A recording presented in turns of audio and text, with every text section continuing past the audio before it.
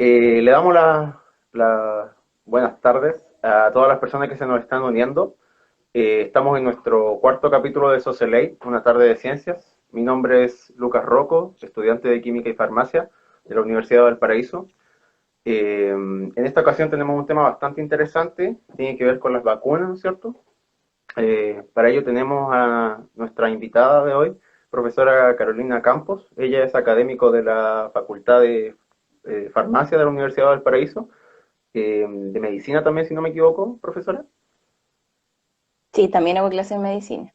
Ya, perfecto. Ella va a estar a cargo de esta jornada. A ver si se puede presentar también, por favor, profe. Bien, mi nombre es, como decía Lucas, es Carolina Campos. Soy químico farmacéutico de la Universidad del Paraíso y doctora en farmacología de la Universidad de Chile. Y actualmente trabajo en la Facultad de Farmacia y colaboro también con la Facultad de Medicina en distintos proyectos, y uno de los proyectos en los cuales hemos estado participando este último tiempo es en el desarrollo de adyuvantes de vacunas, lo que me ha acercado mucho a la temática de hoy. Perfecto. Sí. Vamos a comenzar entonces con algunas de las preguntas que quedaron en el buzón. Estuvo abierto durante varios días y nos llegaron varias preguntas. ¿Ya? Vamos a comenzar con la primera, que es la más general, yo creo, y preguntan, se refieren a qué es específicamente una vacuna. Bien, en términos muy sencillos, una vacuna es un preparado o una formulación que tiene elementos bien importantes y clave que son capaces de generar inmunidad o generar la capacidad de nuestro organismo para resolver un proceso infeccioso. Dentro de esa formulación o ese preparado hay cuatro elementos bien importantes que son los principales. El primero es el antígeno. El antígeno puede ser inactivado, vivo, atenuado, muerto, puede ser la fracción del virus o purificado, una subunidad, y ese elemento es el más importante para generar esta respuesta inmunológica. Otro elemento que hay en esta vacuna es un adyuvante, que es una molécula que va a potenciar esa respuesta inmunológica. También hay preservantes que se utilizan en la formulación, y en algunos casos podemos tener algunos conservantes que son principalmente los viales multidosis de las vacunas, que nos permiten mantener la estabilidad de esta preparación. Pero los dos elementos que tienen un efecto biológico en nuestro organismo son el antígeno y el adyuvante. Y la respuesta final es la inmunidad o la protección frente a una infección futura. Perfecto. Una pregunta que de las primeras que surgió se refiere a si las vacunas podrían causar autismo, y si esto tiene que ver con que se genere cierto temor hacia las vacunas. Sí, esto me ha tocado conversarlo en muchas oportunidades, y esto es muy antiguo, es un mito muy antiguo que nace de una información que fue publicada, un estudio que fue publicado hace varios años, donde había una asociación y una relación con el timerosal. El timerosal es un preservante de las vacunas, por eso que nombré los elementos que podían haber en este preparado. El timerosal es un preservante y que se metaboliza en nuestro organismo en metilmercurio y etilmercurio en distintas proporciones. Por lo tanto, la asociación que se hacía en esos años era el efecto neurológico que podía tener el mercurio. Pero la verdad es solo un estudio que además eh, fue imposible probar. Todos los científicos del mundo intentaron probar esa asociación y eso no fue así.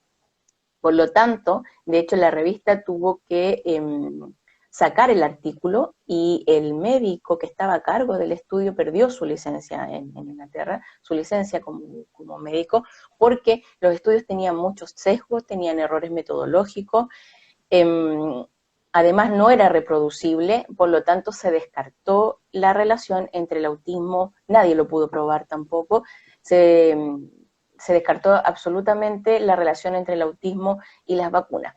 Por eso que hoy en día, cuando hay grupos antivacunas que se apoyan en este argumento, primero es un argumento muy antiguo y que ya está rechazado hace muchos años, se sabe que eso no es así, ¿ya? Sin embargo, siempre cuando comienzan las eh, campañas de vacunación aparece de nuevo este mito, pero quiero dejar claro a todos los que nos están escuchando que no hay asociación entre las vacunas con el autismo. Y además, quiero recalcar que no todas las vacunas tienen timerosal, ¿ya? Se da principalmente en los viales multidosis como un preservante. Ya, perfecto. La siguiente pregunta es, ¿qué hay de cierto sobre casos de algunas vacunas que generan más enfermedades de las que previenen? Ya, eso también es muy común esa pregunta, y esto viene antiguamente cuando recién comienza el desarrollo de las vacunas inicialmente parten por exponer al individuo al virus o al patógeno vivo, ¿ya? O luego atenuado. Significa que efectivamente en los primeros años podía ocurrir esto que generara la enfermedad porque finalmente era el patógeno. Sin embargo, en los últimos años ya la tecnología o la forma de diseñar vacunas ha cambiado.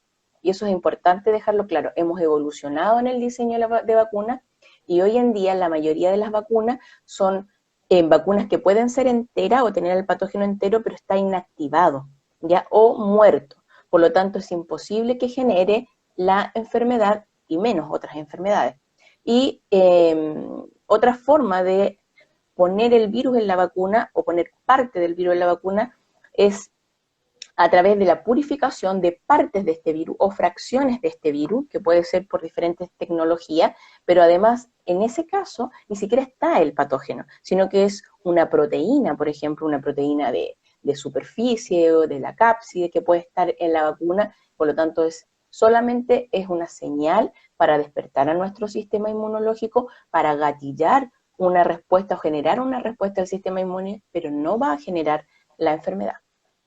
Por lo tanto, ese mito viene de las primeras vacunas que se desarrollaron en los años 30, pero ha cambiado mucho la tecnología hoy en día. Ya, perfecto. Eh, ahí ya empiezan un poquito a generarse preguntas con enfermedades más particulares. Dice que una persona preguntó si una persona con diabetes no se vacuna contra la influenza, ¿podría ser peligroso? Sí, eso es una muy buena pregunta porque los pacientes que tienen diabetes son eh, pacientes que pueden tener un cierto grado de susceptibilidad a ciertas infecciones, ¿ya? Por lo tanto, es un grupo de riesgo que debe vacunarse. Y de hecho, en los pacientes diabéticos se recomienda que tengan al menos 3 vacunas por obligación. Una es la vacuna anual, por ejemplo, de la influenza. La segunda es una vacuna que es la neumocócica, que es para prevenir la neumonía principalmente, y la de la hepatitis B. Los pacientes diabéticos, insisto, tienen un sistema inmunológico deprimido o disminuido, por lo tanto su respuesta frente a las infecciones es distinta y es importante que estén protegidos. Así que sí, los pacientes diabéticos es importante que se vacunen. Ya. Ahora ya, Ojo, y no solo, quiero hacer una aclaración, eh, es importante que se vacunen aunque sean pacientes con diabetes controlada, porque alguien pudiese creer que la diabetes está con medicamento, con tratamiento farmacológico, por lo tanto sus niveles de glucosa están normales y no necesita la vacuna. No, él se debe vacunar con o sin tratamiento o si su estado es controlado o no. Incluso se recomienda que la familia o las personas que viven con un paciente que tiene diabetes también se vacunen para no llevar la infección al hogar. ¿verdad? Qué interesante. Ahora salimos, surge la primera pregunta respecto ya un poco a la contingencia que tenemos. Y es una pregunta que hace referencia cuándo más o menos se podría tener una vacuna contra el famoso COVID-19. Esa es una pregunta bien, bien compleja. De hecho, cuando se lo preguntan a muchos investigadores no se atreven a decir. Yo creo que lo más sensato, no podemos saber cuándo habrá una vacuna disponible para la población, pero lo que sí sabemos es cuándo terminan los ensayos clínicos, que es distinto. ¿ya? De hecho, la OMS no quiere, la Organización Mundial de la Salud no se ha arriesgado a dar una fecha porque depende de cuáles sean los resultados de los ensayos clínicos. Por lo tanto, lo que sí sabemos es que los ensayos clínicos tendrían que terminar a fines de este año. Si los ensayos clínicos son positivos en términos de eficacia y de seguridad de la vacuna, viene un segundo proceso, que es la aprobación, que eso es probable que sea muy rápido, y se habla de que la vacuna podría estar a principios del próximo año. Pero también aquí hay otra cosa importante, ¿cuál va a ser el acceso de la vacuna? Porque esto es todo el mundo que quiere tener acceso. Por lo tanto, ¿qué países van a tener prioridad en relación unos con respecto a otros para la vacuna? Por lo tanto, de nuevo, si me preguntan una fecha, no sabemos porque va a depender de los estudios clínicos, los resultados de los estudios clínicos, y también va a depender de cómo camina, cómo avanza esta lista de espera, y es por eso también que Chile ha estado creando estrategias de tipo políticas también para poder acceder a las vacunas antes que otros, por ejemplo, como es la colaboración que se está haciendo con China para la propuesta o el candidato de vacuna que tienen en China.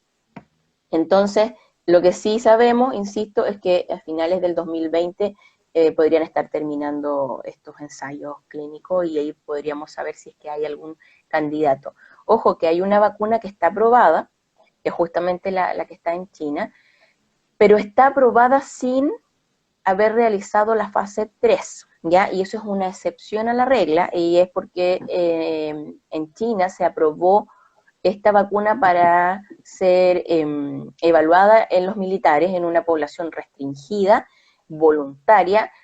Bueno, en realidad no está tan claro si los soldados o los militares fueron voluntarios al estudio, pero no se ha hecho la fase 3, que es lo que corresponde del estudio, y nosotros al parecer estaríamos participando, según esta estrategia, en la fase 3 de esta vacuna china una vez que se tengan los resultados en la población militar en la que va a ser administrada. Vamos a tomar una de las preguntas que salen acá en el chat. Alguien pregunta si puede explicar por qué el COVID-19 no genera inmunidad en personas que se contagian. Ya. Hay algunos temas que son bien relevantes y hay algunas respuestas que no están claras todavía. Recuerden que el COVID parte desde a fines de diciembre, por lo tanto la información que se tiene es muy escueta en algunos aspectos. Todos los estudios arrojan el siguiente escenario.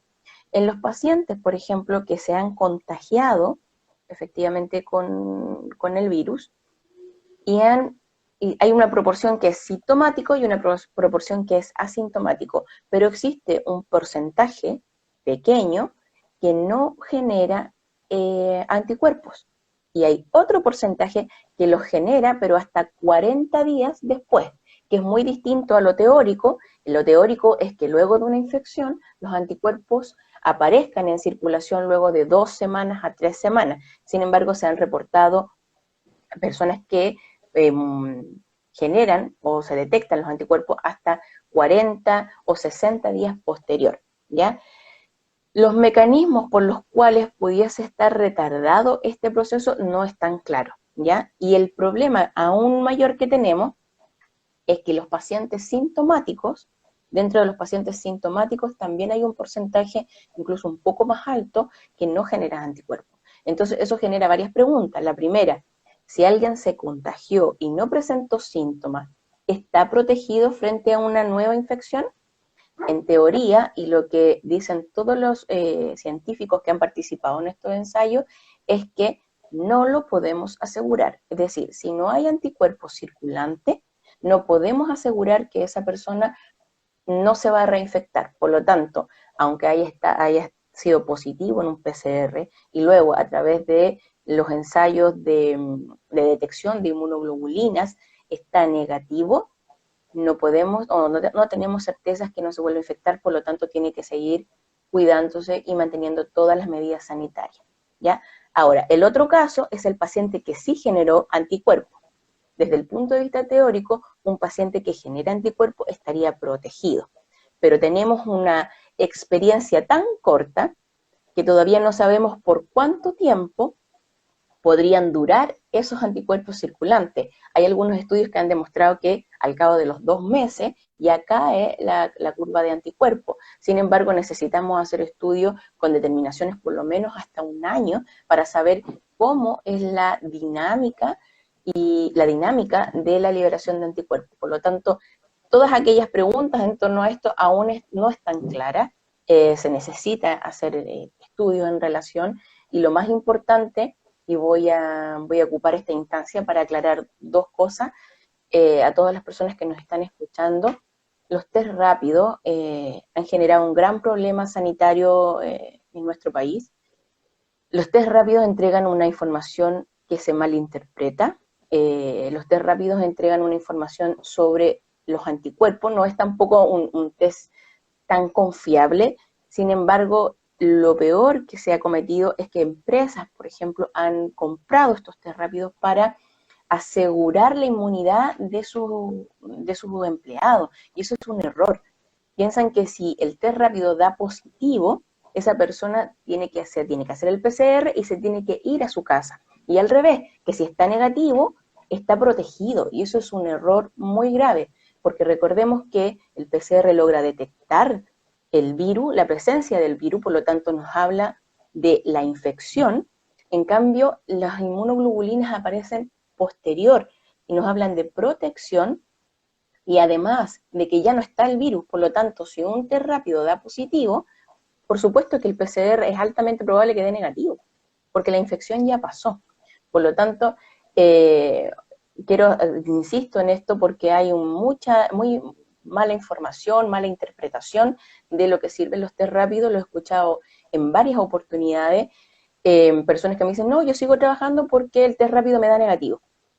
Eso es un error, ¿ya? Es un error. Sobre todo por lo que estaba hablando anteriormente, existe un porcentaje de la población asintomática que tampoco va a generar anticuerpos. Por lo tanto, está infectada, sigue infectando, pero además puede tener el test rápido negativo.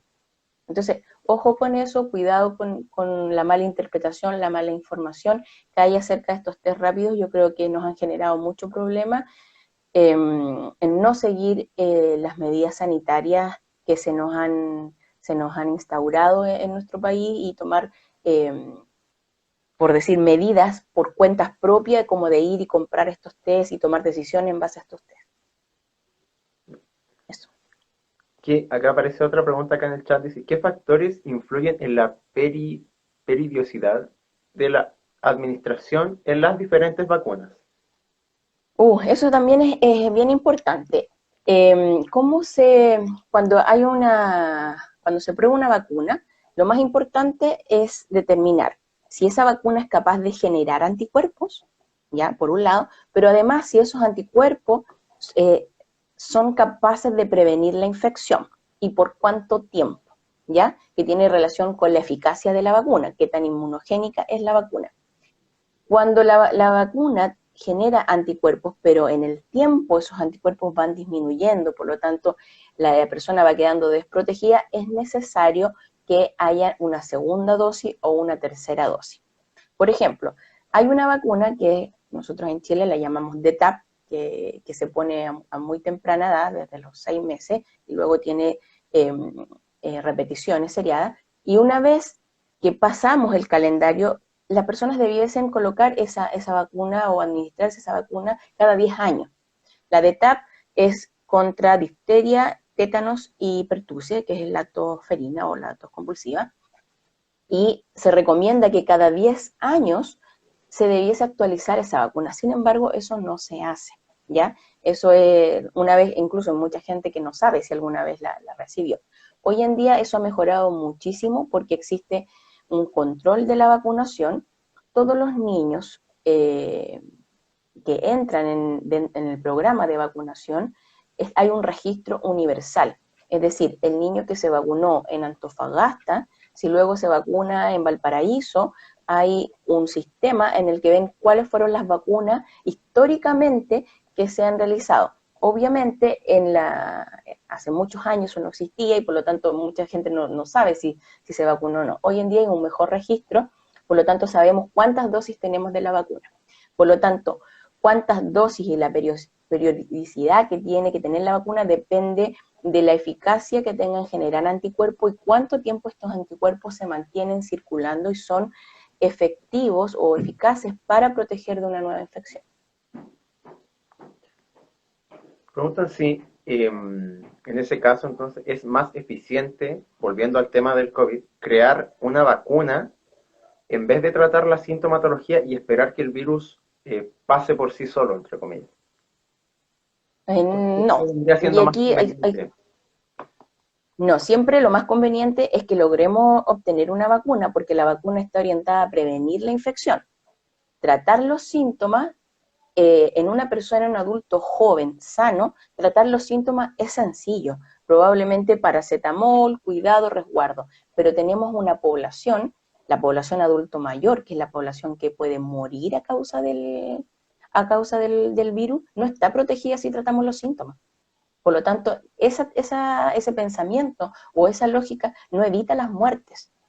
Si fuese un virus que tiene una sintomatología que no es compleja, que se pueden tratar los síntomas, podríamos hacerlo, pero la verdad es que en las patologías que pueden desencadenar muerte y que además hay una población de riesgo, no solo los adultos mayores, sino que también aquellos pacientes que tienen enfermedades concomitantes como la hipertensión, como la diabetes, como el asma, por ejemplo, necesitamos una vacuna que prevenga la infección, no solo tratar los síntomas.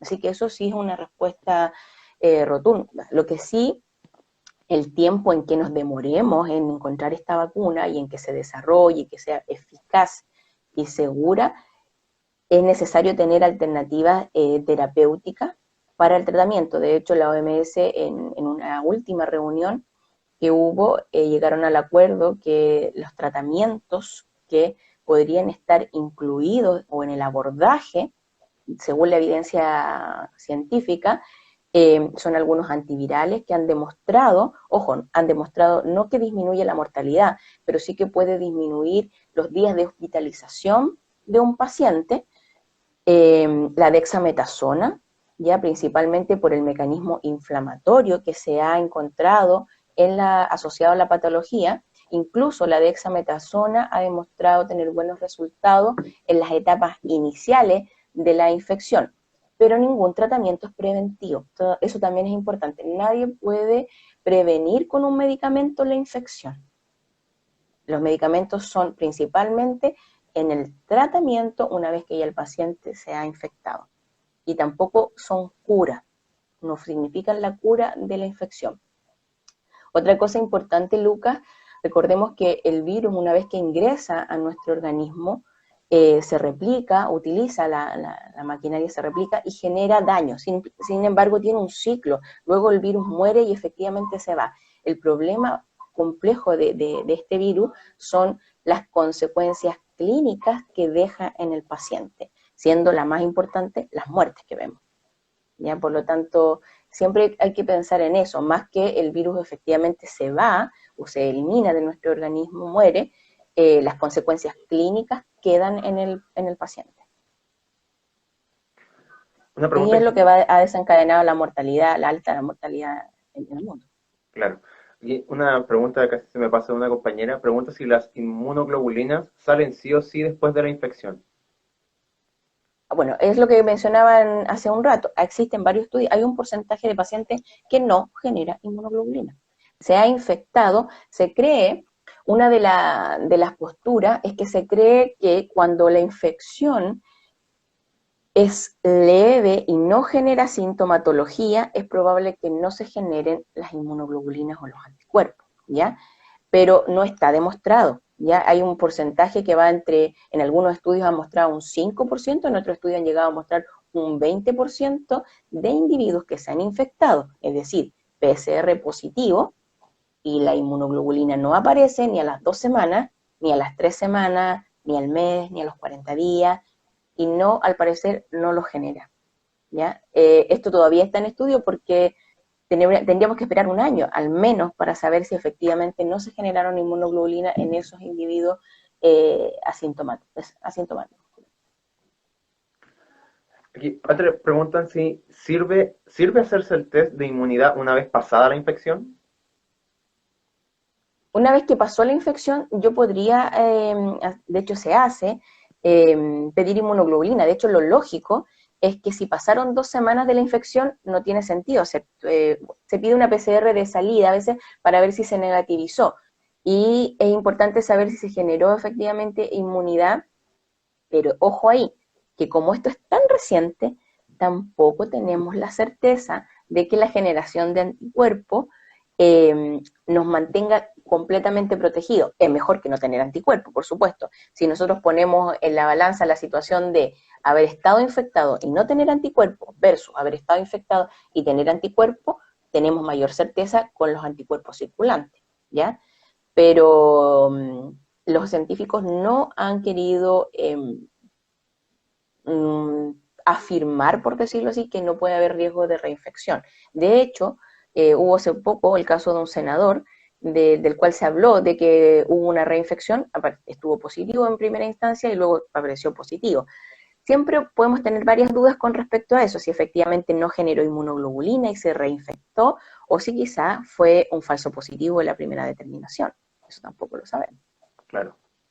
Lo importante, Bien. Luca, es que frente a esta información hay que estar atento, entender en realidad lo que implica el test y la información que nos está entregando y nunca bajar la guardia. En el fondo, nunca dejar las medidas sanitarias de lado porque ya estuve infectado o porque tengo inmunoglobulina circulante. Yo creo que siempre hay que estar atentos a eso. Sobre todo, es una actitud empática frente a la población vulnerable y población que no se ha infectado probablemente. Acá surge una duda muy reciente. Preguntan si, dice, ¿ser asintomático estaría relacionado a una baja carga viral y por eso no se generaría anticuerpos? Hay algunos artículos que han llegado han discutido ese dato y han llegado a esa conclusión, pero hay otros que no necesariamente se ha visto relación en la carga con la sintomatología y con la cantidad de anticuerpos generados. Por lo tanto, hay algunos desacuerdos en la literatura en cuanto a ese punto. ¿No? Hay algunos que han visto relación y hay otros que no han demostrado una relación en esos puntos. Hace un ratito estábamos hablando del tema de las pruebas de las posibles vacunas que podrían llegar frente a esto, pero acá surge la primera duda y es si se puede fabricar directamente una vacuna contra el COVID en nuestro país, en Chile. Ya, qué bueno que salió esta pregunta porque quiero hacer una aclaración con respecto a la investigación y desarrollo de vacunas en Chile.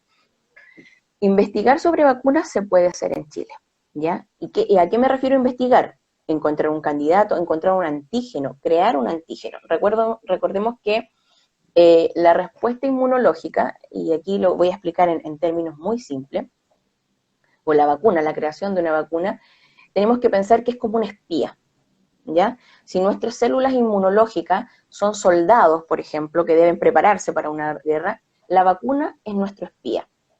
Y ese espía puede traer un soldado enemigo muerto, puede traer un soldado enemigo amarrado, puede traer un soldado enemigo quizá dormido, o puede traer la ropa de este enemigo, puede traer información. Por lo tanto, pensemos que la vacuna es nuestro espía y trae información a nuestro sistema inmunológico que debemos procesarlo y luego saber con qué estrategia vamos a atacar a este enemigo. Todo ese proceso de investigación para encontrar quién va a ser el espía en el fondo o cuál va a ser esta arma que nosotros vamos a utilizar, se hace en Chile y hay grupos que trabajan en el diseño y en la investigación en torno a vacunas. Hay un grupo que lleva muchos años trabajando en esto y que ha desarrollado la vacuna, por ejemplo, del Sincicial, que es un grupo que trabaja en la Universidad Católica. Ellos llevan 15 años en este proceso de encontrar esta vacuna y por lo que yo entiendo ya están en fase clínicas, por lo tanto ellos tienen mucha experiencia como para poder desarrollar una vacuna para el COVID. Pero otra cosa muy distinta, Luca, una cosa es hacer investigación en torno a vacuna, incluso llegar a un prototipo de vacuna, pero otra cosa muy distinta es la producción de vacuna, ¿ya? La producción de vacuna implica gran escala, ¿ya? Es lo que en el fondo tiene que hacer un laboratorio, un farmacéutico para generar miles, millones de dosis para el mundo. Y eso es lo que Chile no tiene. En Chile no tenemos un laboratorio de esa calidad y de esa envergadura que nos permita hacer un desarrollo a escala. Como les digo, lo que puede hacer un equipo que ya tenga mucha experiencia en esto es desarrollar un prototipo, incluso un prototipo para empezar un ensayo de fase 1, pero ya en los ensayos clínicos va a necesitar colaboración, financiamiento, incluso lo que se puede hacer es solicitar colaboración para la producción a gran escala con laboratorios internacionales. Es decir, existen dos posibilidades. Por ejemplo, si yo tengo un prototipo o un buen candidato de vacuna, yo podría hacer un trato con una industria extranjera que sí tenga la capacidad de producir o vender la patente, en el fondo entregar en la investigación. Pero eso es algo un poco más complejo porque tiene relación con quién es dueño de esa vacuna, el patentamiento, la propiedad intelectual, etcétera. Entonces quiero aclarar de que en Chile podemos desarrollar y podemos hacer investigación en torno a vacunas. Lo que no podemos hacer es la producción a gran escala, eso es muy difícil. Perfecto. No tenemos las condiciones, no es difícil, no tenemos las condiciones simplemente. Me imaginaba. ¿Cada cuánto tiempo, que seguimos con el tema del que está más en boga, cada cuánto tiempo debiésemos vacunarnos contra el coronavirus si se ha visto que los anticuerpos decaen a los 2 meses aproximadamente?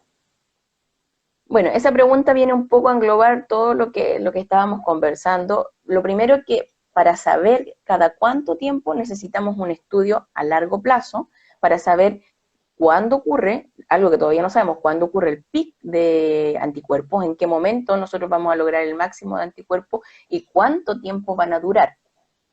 Si fuesen 2 meses, obviamente el periodo en que tendríamos que vacunarnos sería muy seguido, ya hasta que logremos generar anticuerpos por más tiempo. Y esto se enlaza, Lucas, con el desarrollo de la vacuna. Se puede diseñar una vacuna que sea capaz de generar anticuerpos y de que estos anticuerpos sean capaces efectivamente de prevenir, pero yo puedo ir mejorando esa vacuna, ¿ya? Y es lo que ha pasado con la vacuna de la hepatitis. Yo puedo ir mejorando la vacuna a través de la tecnología, a través del uso de adjuvantes más potentes y generar una respuesta inmunológica mucho más larga. Pero obviamente como esta contingencia es algo muy rápido, necesitamos desarrollar una vacuna rápidamente, es probable que esas mejoras vengan posteriormente. Entonces puede que tengamos que partir quizás con dosis seriadas, quizás cada cierto tiempo, hasta que tengamos una vacuna mucho más potente y que nos permita ir distanciando en tiempo, así como pasó con la vacuna de la hepatitis, que primero eran 10 años, hoy en día se está incorporando a tempranas edades porque se sabe que incorporar la vacuna de la hepatitis en edades tempranas prolonga el efecto, la eficacia de la vacuna y se está hablando de que ya estaríamos protegidos de por vida, ¿ya? Sin embargo, hasta hace unos 5 años atrás sabíamos que la vacunación eran 3 dosis y cada 10 años. ¿Ya? Eso va cambiando a medida que vamos mejorando la formulación de la vacuna. Ahora se me nombra un fármaco acá en específico y no, es sobre la aspirina. Preguntan si sirve para tratar el coronavirus. La aspirina es un fármaco que nos ha entregado muchas bondades, ya porque se han descubierto muchos efectos pleiotrópicos de la aspirina. Eh, Primero se sabía que era un inhibidor de la COX, que podía tener, ¿no es cierto?, efectos principalmente analgésicos o antiinflamatorios. Sin embargo, hoy se sabe que son antiagregantes plaquetarios a muy bajas dosis, y ahí hemos ido descubriendo efectos y es un medicamento muy versátil. Sin embargo, voy a repetir, la evidencia científica sobre el tratamiento del coronavirus en las últimas reuniones de la OMS se reduce a principalmente medicamentos antivirales, dexametasona como un antiinflamatorio, algunos fármacos que pueden ayudar, por ejemplo, en la sintomatología es el paracetamol y no la aspirina justamente por el efecto que tiene a nivel de las plaquetas. Recordemos que si hay estudiantes de química y farmacia van a recordar de que la aspirina tiene un efecto irreversible en las plaquetas, que es inhibir la ciclooxigenasa, y ese efecto dura hasta que hay una síntesis nuevamente de estas plaquetas. Por lo tanto, en un paciente que tiene la infección no está recomendada y no se debe utilizar ni en forma preventiva, porque además nada nos va a prevenir la infección, ni tampoco en la sintomatología. Así que descartado por el momento o con la evidencia que existe hasta el momento. Hay una pregunta que surge, ahora igual hace poco pues, hemos visto que sale información todos los días, información nueva y cosas nuevas. Sí. Y es referente hacia los termómetros tipo pistola que se usan en los supermercados y en las tiendas, si pueden ocasionar problemas, algún tipo de problema a la salud. Sí, esto yo he visto que es parte de esta mala información o infoxicación que hay con las redes sociales. Sin embargo, es importante aclarar que estos termómetros, si bien tienen una tecnología, usan una tecnología infrarroja, lo que hacen no es transmitir energía, sino que lo que hacen es capturarla, es recepcionarla, por lo tanto funciona como un receptor de esa información que es la temperatura. Por lo tanto, no es que ellos nos estén enviando algo hacia nosotros, así que descartado absolutamente el daño neuronal, que se mueren 1000 neuronas por cada pulsación que se hace, absolutamente descartado, porque no emiten energía hacia nosotros. Acá salió una de las preguntas que están haciendo las personas que están viendo, dice, ¿qué tan efectivo podría ser el tratamiento con plasma sanguíneo de personas recuperadas de COVID-19 sobre personas que están infectadas? El plasma es la cuarta, yo les mencionaba que la OMS recomienda los fármacos antivirales, la dexametasona, algunos fármacos antitrombóticos, y la cuarta es el plasma. Se ha demostrado que efectivamente hay una mejora y una recuperación en los pacientes cuando reciben el plasma de pacientes recuperados. Ojo, pero deben ser pacientes recuperados con anticuerpos. Y aquí es súper importante que, por ejemplo, si yo estuve infectada y quiero aportar mi plasma porque ya me recuperé, lo más importante es saber si tengo anticuerpos circulantes. Si yo estoy en ese porcentaje que no tiene anticuerpos circulantes, mi plasma no va a ser de utilidad a ese paciente. Por lo tanto, deben ser anticuerpos y eso nos lleva a pensar que tener anticuerpos nos puede proteger y nos puede ayudar frente a la infección. Pero es uno de los tratamientos que tiene fuerte evidencia científica de eficacia y de mejorar la recuperación en los pacientes y sobre todo acortar los días de hospitalización en los pacientes, que es algo muy necesario en la emergencia sanitaria. Max pregunta si por qué dexametasona, no sé la verdad cómo se pronuncia, y no otros corticoides, Dexametasona. o si están considerados otros también. Sí, la dexametasona principalmente.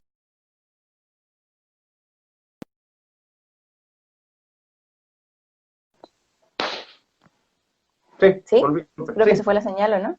Ya. sí, fue. Los fármacos corticoides tienen un efecto antiinflamatorio potente, ¿ya? Y como les decía, se sabe que la inflamación en la enfermedad es la que estaría generando el daño a nivel de las vías aéreas principalmente. E incluso a nivel neurológico también habría un proceso de inflamación que estaría gatillando o desencadenando las complicaciones.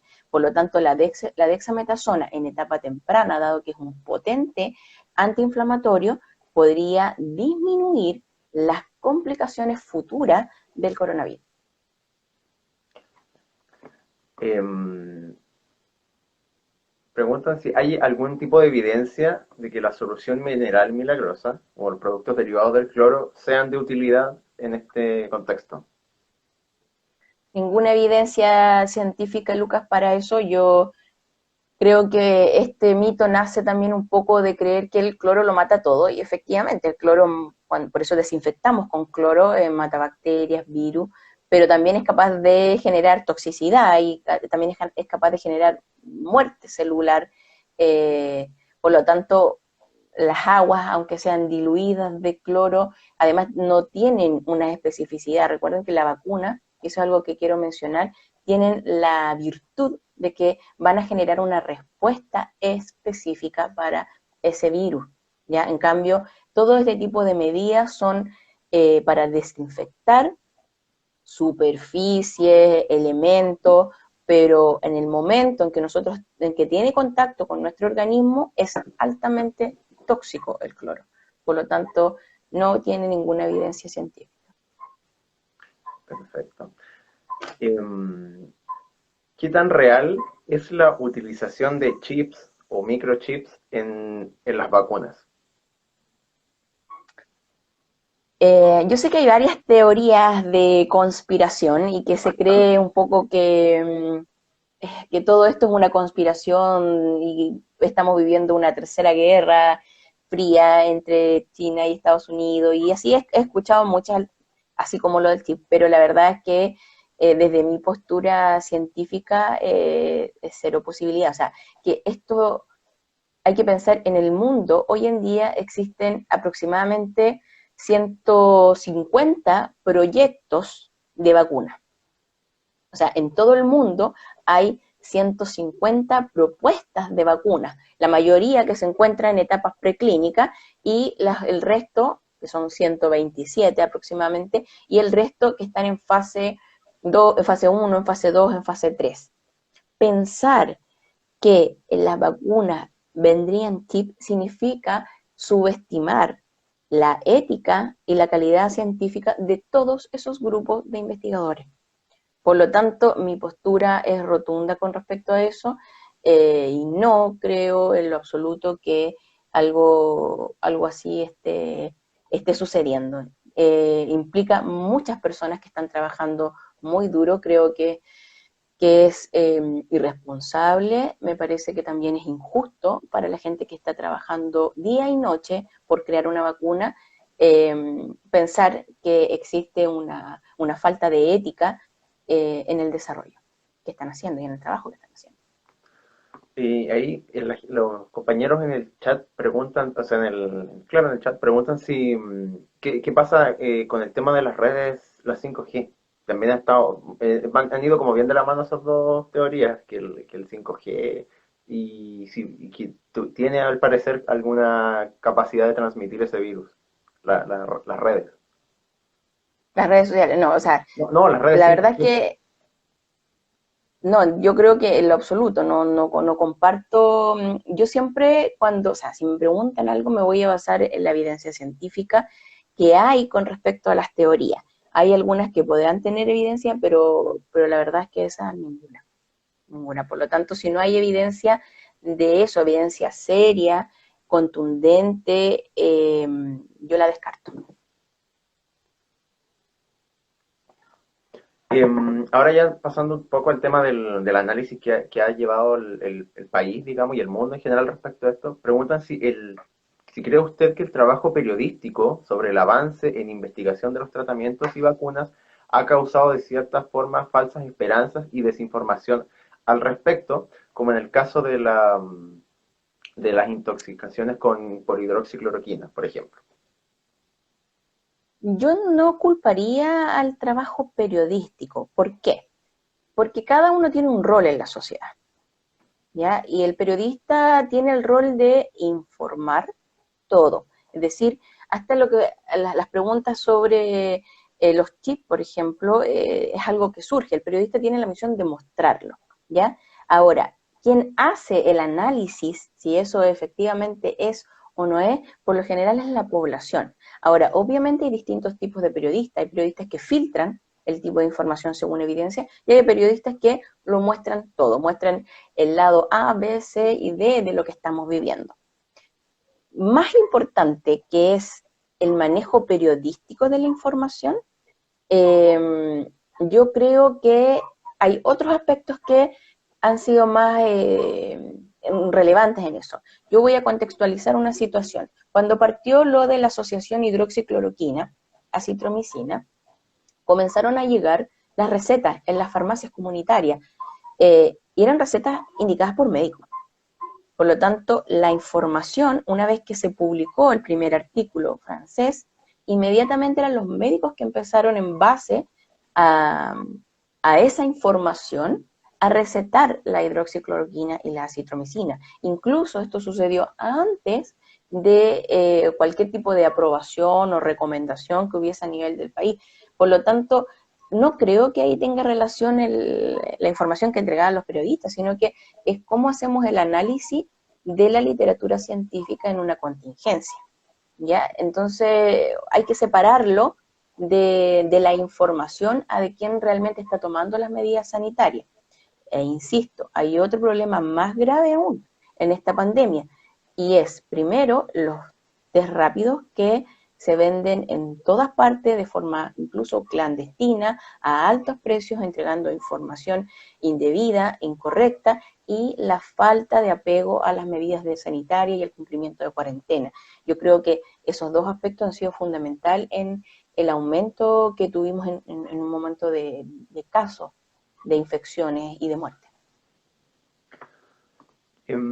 Ahora, volviendo a las preguntas del chat, dice, Diego pregunta, ¿qué posibilidad hay de que por el apuro, digamos, la velocidad, por tener una vacuna contra el COVID, salga al mercado un producto con efectos secundarios severos? Excelente pregunta, porque de hecho yo decía que alguien me pregunte cómo se está apurando este proceso. Normalmente el desarrollo de una vacuna puede demorar 10, 12, hasta 15 años. Incluso una vez que pasa la fase 3, la FDA, por ejemplo, o la EMA, se puede demorar hasta 2 años en aprobarla. ¿Ya? O sea, el proceso es largo. Piensen que todavía no está la vacuna del ébola, todavía no está la vacuna para el Zika, están todavía en ensayo. Entonces, es increíble cómo la vacuna para el COVID va a estar antes incluso. Entonces, nos lleva a preguntar qué pasó o en qué punto estamos acelerando los procesos. Una de las cosas que están sucediendo es que se están haciendo estudios de forma paralela. Por ejemplo, si ustedes entran, pueden ver, la información está disponible y la formación certera de los ensayos clínicos está disponible. Por lo tanto, ustedes pueden ver fácilmente que en esta gran carrera de conseguir la vacuna hay estudios de fase 2 y de fase 3 que se están haciendo paralelamente, y se ha permitido incluso que comiencen la fase 1 sin terminar los estudios en animales. ¿Ya? Hay varios que están haciendo paralelamente los estudios en animales, que pueden ser muy largos, en paralelo a los estudios de fase 1. Eso, desde el punto de vista de la seguridad, es bien importante, ¿ya? Porque el paso por los estudios en animales, hay varios tipos de toxicidades que se deben evaluar, ¿ya? Por ejemplo, la inmunotoxicidad, la carcinogénesis, por ejemplo, la mutagénesis. Hay diferentes estudios de toxicidad que se hacen en animales, y lo que se ha decretado o recomendado en esta carrera que tenemos es que se pueden hacer paralelos a la fase 1, y eso implica claramente un riesgo. Sin embargo, ¿cuál es el resguardo que se ha tomado para empezar la fase 1?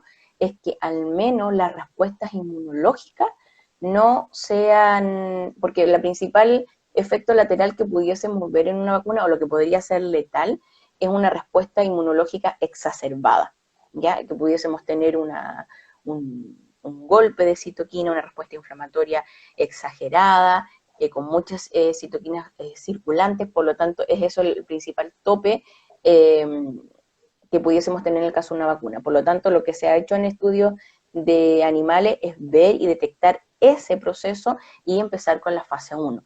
¿Ya? Eso implica que es ir acortando pasos para saltar a la siguiente fase, pero se continúan en paralelo, y eso hace que vayan más rápido. Por supuesto que puede haber un riesgo, ¿ya? ¿Y dónde va a estar el riesgo? cuando lleguemos a las etapas o cuando vayamos avanzando a las etapas de fase 2 y fase 3, que requiere un grupo control. En estas etapas, el grupo control va a recibir un placebo. ¿Y qué es un placebo? Es una solución fisiológica que no tiene, en el fondo es como una vacuna que no tiene el antígeno, una vacuna falsa, ¿ya? Y se ha hablado de la prueba de provocación o de la prueba de exposición, porque en este caso, por ejemplo, para los medicamentos es relativamente sencillo. Hay un grupo sano, hay un grupo enfermo. Pero en la vacuna, como es preventiva, no hay un grupo enfermo, no sirve tener un grupo enfermo. Yo tengo que tener grupos sanos, a algunos les doy la vacuna y a otros no le doy la vacuna, le doy un placebo. Y esa persona además no sabe. Por lo tanto, eso ha generado un dilema ético importante en el mundo. Y eso sí es muy interesante porque son voluntarios. Uno se suma a estos ensayos clínicos de forma voluntaria y es importante conocer cuáles son esos riesgos, sobre todo si me toca en el grupo placebo, porque voy a estar expuesto finalmente a bajas concentraciones del virus, pero para poder probar el efecto inmunogénico de la vacuna. Entonces, desde ese punto de vista, sí, apurar la vacuna tiene riesgo. Ahora, la pregunta importante es, ¿esos riesgos superan el beneficio? ¿Ya? Y eso yo creo que desde el punto de vista, tenemos 11,7 millones de infectados en el mundo.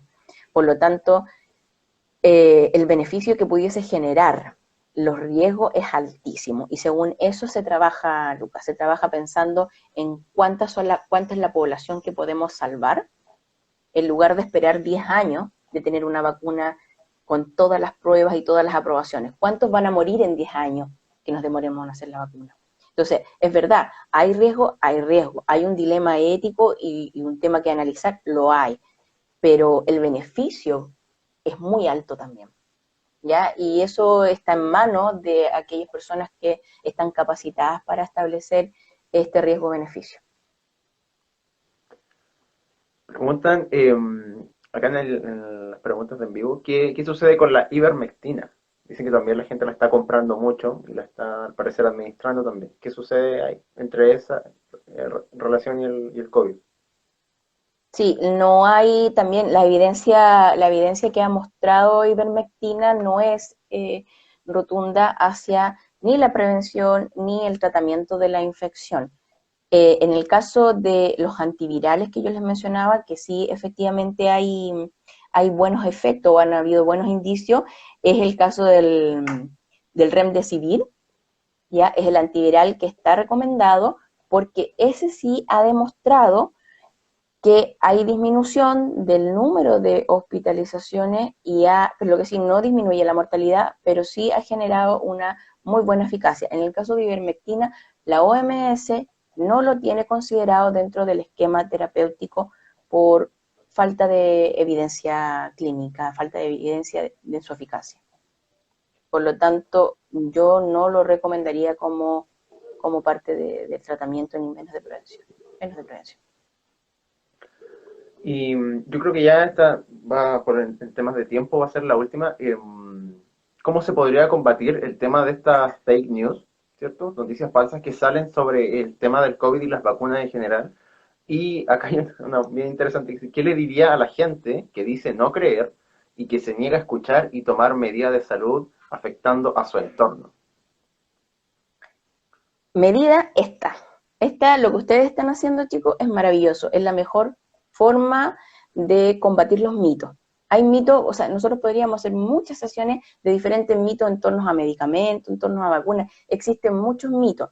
Hay mucha información circulando, pero la única forma de desmitificar es acercándonos a la población, acercándonos a la comunidad, utilizar las redes sociales y poder aclarar estos puntos, ser accesible, que la gente tenga acceso a información verídica y mostrar en el fondo cómo reconocer este tipo de información. Por lo tanto, me parece que la iniciativa de SOSEKIF es uno de las estrategias que mejor tenemos y por eso yo creo que todos nos interesamos también en participar porque es una vía que tenemos para poder informar a la comunidad, informar de lo que está pasando. ¿Y qué mensaje le podría decir? Es el mismo mensaje que yo entrego a los grupos antivacunas que deciden no vacunar a sus hijos o están en contra y atacan la vacunación, que esto se trata de empatía.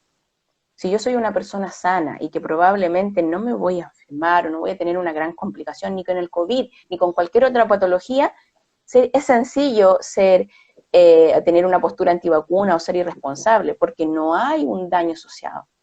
El problema es que tengo que pensar en aquellos que sí, en los inmunodeprimidos, en los pacientes que tienen enfermedades de alto riesgo, en los pacientes, por ejemplo, que no pueden decidir o que no pueden optar a una vacunación. Existe una población muy restringida, pero que existe, que no puede recibir algunas vacunas por sus condiciones médicas. Necesitamos proteger a esa población. Por lo tanto, si ustedes me preguntan cuál es el mensaje, es que por favor dejen de pensar en sí mismos y piensen en la población en general. Piensen en el de al lado, en el vecino, en el amigo, en el tío, en el familiar, porque en este tipo de contingencia o de situaciones no podemos pensar solo en nuestro bienestar. Eso principalmente. Muchas gracias además por la invitación. Sí, yo creo que ya nos quedan aproximadamente 2 minutos, estamos en el tiempo. Esperamos de verdad que las preguntas hayan sido eh, respondidas todas, ¿no es cierto? Se hayan aclarado todas las dudas, tanto de las personas que dejaron acá en la caja como las personas que están preguntando en vivo. Le doy las gracias, profe, por estar acá, por darse el tiempo de haber conversado con nosotros, de habernos entregado esta información que es tan relevante, sobre todo en estos tiempos. Yo en lo personal aprendí mucho, así que estamos muy agradecidos y muy contentos de haberlo tenido acá. Y bueno, muchas gracias a ustedes por invitarme y siempre voy a estar ahí atenta a lo que requieran. Bueno, ya nos vamos. Este fue el último capítulo de esta primera temporada, digamos.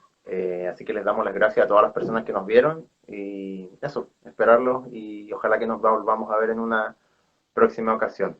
Gracias, profe. Gracias a todos, que Chao, que estén estén bien. bien. Hasta luego.